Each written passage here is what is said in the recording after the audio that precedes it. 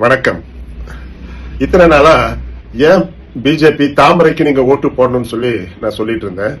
இப்போ ஒட்டுமொத்தமாக இந்த திராவிட கட்சிகளை புறக்கணிக்க வேண்டிய நேரம் நமக்கு வந்து விட்டது. அது எப்படின்னு சொல்றேன்.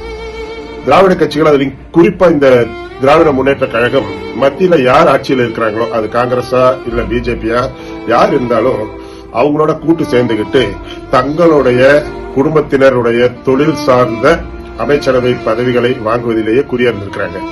அங்க இலங்கையில ஒரு பக்கம் நமக்கு சொல்றது ஈழத்தமிழர்களுக்கு நாங்க தான் பாதுகாப்பு அப்படின்னு சொல்லிட்டு, இந்த பக்கம் அவங்க அமைச்சர் பதவி தேடிட்டு இருந்தது நாடறியும்.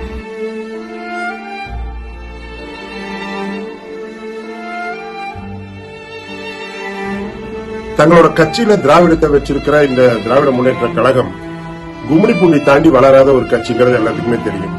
ஆந்திராலயோ கர்நாடகாலயோ தெலுங்கானாவிலயோ ஏன் கேரளால கூட அவங்களுடைய கட்சி இருக்கிற மாதிரி இல்ல. அப்புறம் எதுக்குப்பா திராவிட முன்னேற்ற கழகம் பேரை வச்சுக்கிட்டு என்னத்தை முன்னெடுத்துறீங்க? கலைஞர் ஒரு விஷயத்துல ரொம்ப தெளிவா செய்யலாம்.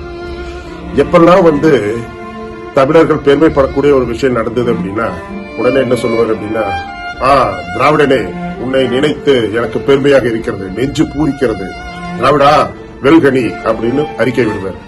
அதே தமிழ்நாடு தலைகுனிகிற மாதிரியான ஏதோ ஒரு விஷயம் நடந்துச்சு அப்படின்னா, தமிழா உனக்கு வெக்கம் இல்லையா, உன்னை கண்டு நான் வேதனைப்படுகிறேன் அப்படின்னு சொல்லுவாரு.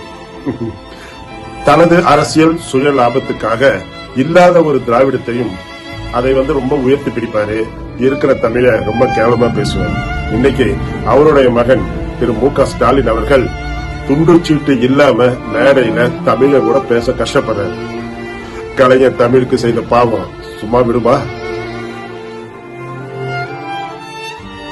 இப்படியெல்லாம் தமிழையும் தமிழனையும் வஞ்சித்ததுனாலதான் இந்த திராவிட கட்சிகள் மேல இருந்த அபிமானமும் சுத்தமா போயிடுச்சு.